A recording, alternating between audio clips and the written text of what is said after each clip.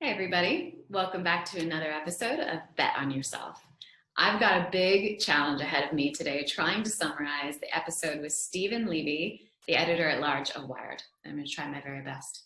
There's a couple of things, even though I've listened to the episode 4 times now, there's some parts of it that have stuck with me from the very, very first moment that we were doing the interview and have been rattling around in my brain, and I think they might be interesting to you as well.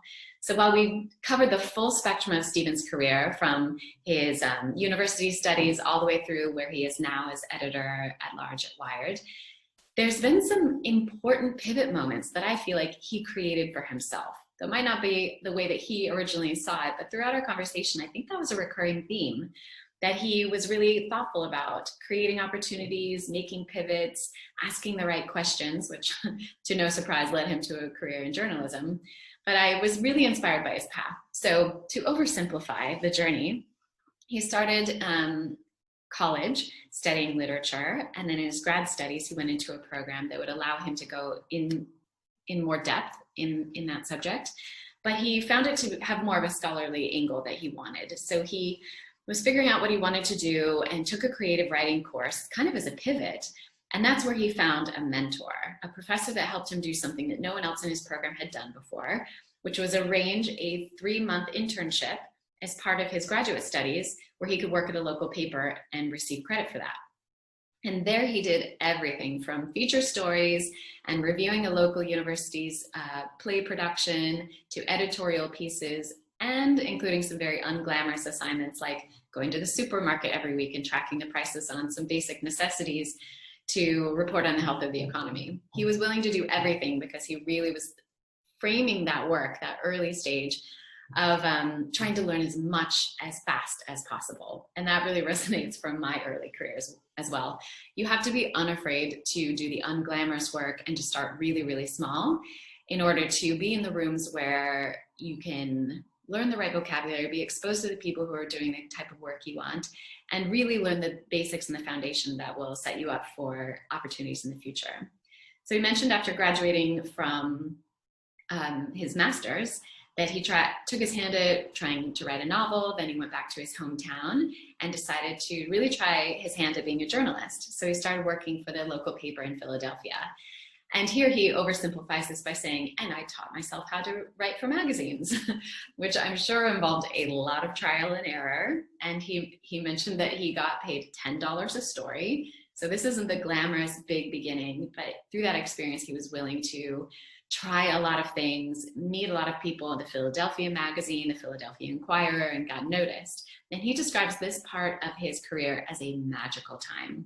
So I think a lot of us try and fast forward our way through this period of our careers, but really this is something that's never going to come around again, where you're maybe have less of worries around promotions or bonuses, and you're really just there for learning's sake and can kind of take some crazy assignments and gather all the data points and create something for yourself that's really valuable and gives back to you. It teaches you kind of the person you want to be and what you want to contribute to the world.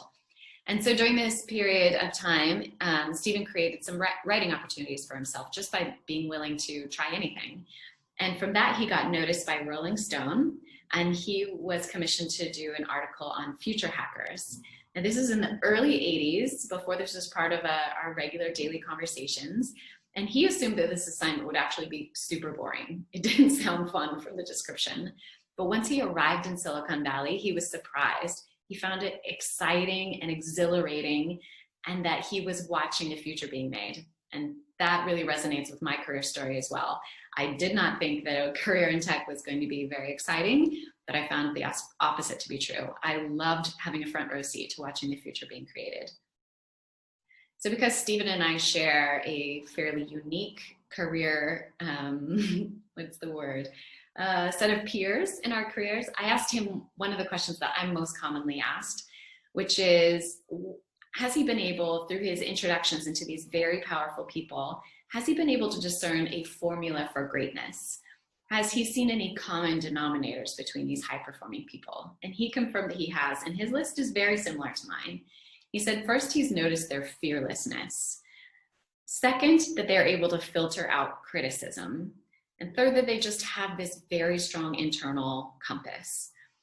So for him, he described this as Ray Kurzweil has an explanation about how tech evolves at an algorithmic pace. It's not linear, it's not incremental, it's astronomical. And so these great minds, these thinkers, these people who've become these celebrity CEOs of our generation are the kind of people who can handle the time of logarithmic change. They can take an idea from what the rest of us think is crazy to becoming very possible. He says it's because they're the only ones who can keep pace with this arch of technology. And so he says that the second most important factor in these high-performing people is that they're willing to be misunderstood. They're willing to let everyone around them tell them they're crazy. And Jeff Bezos is very famous for saying this, that entrepreneurs have to be willing to be misunderstood for a long time. But the amazing thing is they don't pivot from that. They don't allow their skeptics to sway them, because for them, it doesn't feel like a guess. They're not taking a gamble in the future. They are able to see in the data a proof of concept that other people just can't yet see, and they are brave enough to jump into it. So as we were talking about this, I joked with Stephen that his career reminded me of the movie Almost Famous, and he laughed and confirmed he's had many moments like that. But then he threw me a little curveball when he mentioned the movie Defending Your Life, which I was not familiar with when he mentioned it. It's a movie that came out in 1991, and it's about a man who dies and arrives in the afterlife only to find that he must stand trial and justify his life around his fears in order for advancement. In order to get to the next phase of his existence, he has to have been brave and taken some bets on himself, or he's going to be sent back to Earth to do it again. What? How did I not know that exists? That's basically the name of this podcast, is Bet on Yourself. And that's been rattling around in my brain ever since, because I've been thinking about that. If I was in the afterlife now facing judgment on that, about how brave I've been and how much I've bet on myself, would I be sent back? I think maybe that might explain some near-death moments that I've had in my life. Maybe I was sent back, but I like to think that I'm incrementally making myself braver. And I'm really glad to have had that behavior modeled for me very, very successfully across my career. Another thing that Stephen mentioned is, because I asked about the weaknesses in some of these powerful people that he's studied and has written about. And he says, what he really sees as a weakness is those who choose to continue living in a bubble, where they're not always hearing the truth. They don't seek out or demand that kind of feedback and rigorous pushback from their peers. He says that's when it gets into a negative spiral. But those who really surround themselves with people who are telling the truth, who really hire up and challenge themselves to think about the world differently, are the ones who are truly the most successful and the most satisfied in their work. And I could not agree more. That's definitely been my experience in working in tech. So Steve and I talked about a lot of things.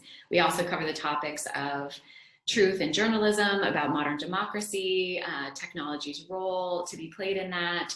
But I think what I really want to leave you with was what Stephen described as his hope for the future.